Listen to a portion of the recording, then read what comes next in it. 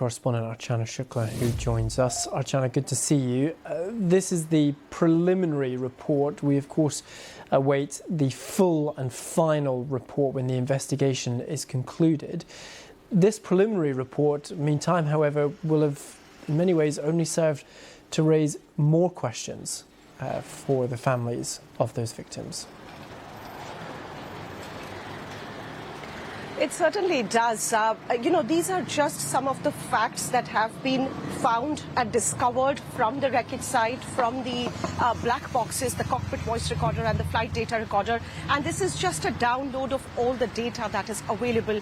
The crucial part of corroborating this data with the other aspects of the flight, the maintenance records, etc., and how to decipher this data lies ahead.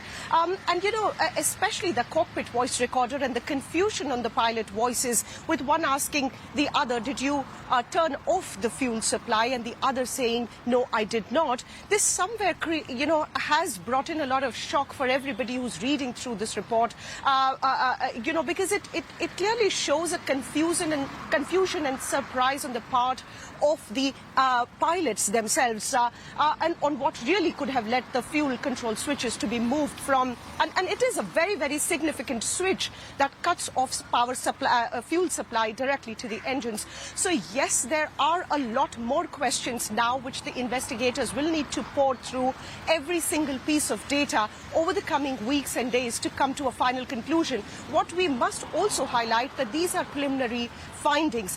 A lot of times that we've seen in earlier aviation accident investigations, that through the course of the further investigation, some of these findings may change, and the interpretation of how we are looking at it could also change. Yeah, definitely. And we should also be clear, Archana, that investigators have been very precise with their language. They're not saying the switches were actively turned off. They're also not saying it was an accident. They've also, this confusion you talk about with the pilots, they've not said which pilot was speaking to which pilot. They are being very careful with how they frame this. Absolutely. Like I said, it's also the interpretation of the data that is important. So what we know for now through the preliminary report which the investigators have put out is that there definitely was an issue with the fuel control switch.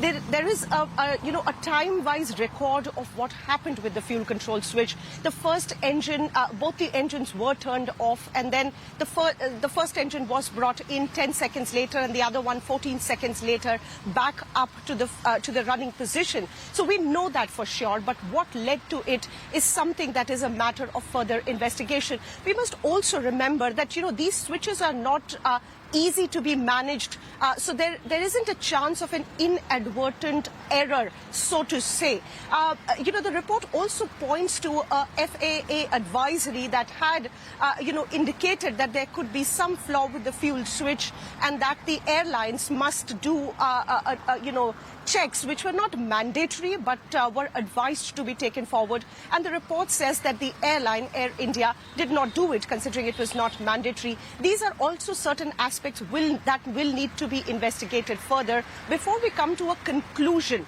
This is a preliminary report, not a conclusive one.